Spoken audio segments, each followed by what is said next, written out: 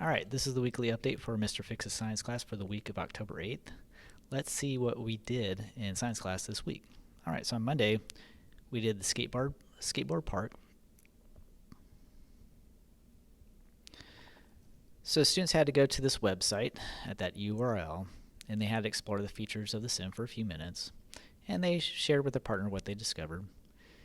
Then they clicked on the pie chart, graph, and grid mode in it and placed the skateboarder at various heights but didn't let go.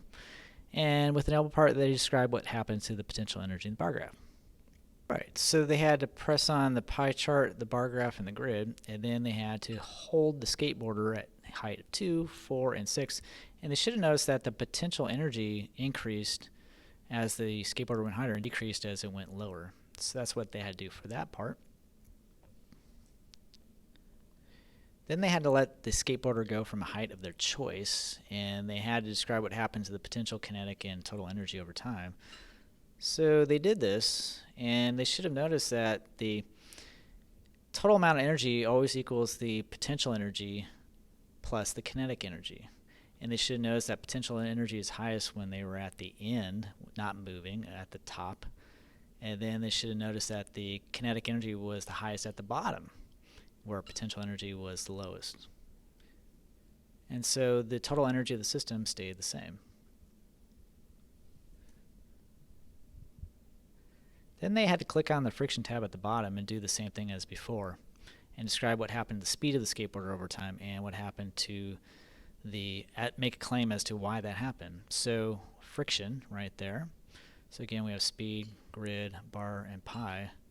And so when they let go of the skateboarder, and they notice that the overall speed of the skateboarder, even though it fluctuates over time, it gradually decreases over time.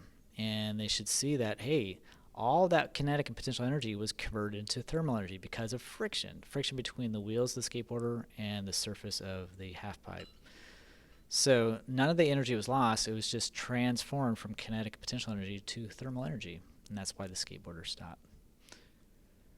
All right, we then connected that activity to the pendulum. We had a big giant pendulum in the classroom with a weight from tied to a fishing wire tied to the ceiling beams of the classroom.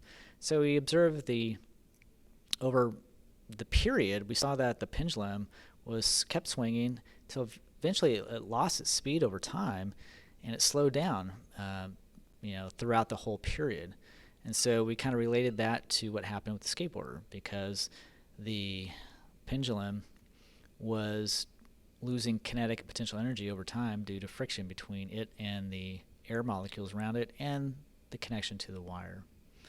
So that was on page 15 of the reference notebook. Then we did a little activity where I had tongue depressors, and I asked, hey, is there evidence that the tongue depressors have stored up energy or potential energy? They weren't in the state, just had a pile of tongue depressors. Then I showed them this contraption of tongue depressors and asked, hey, all these tongue depressors are bent a little bit.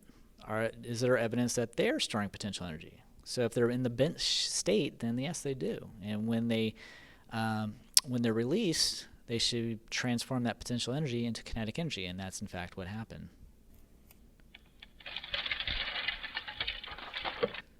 Okay, so that was Monday.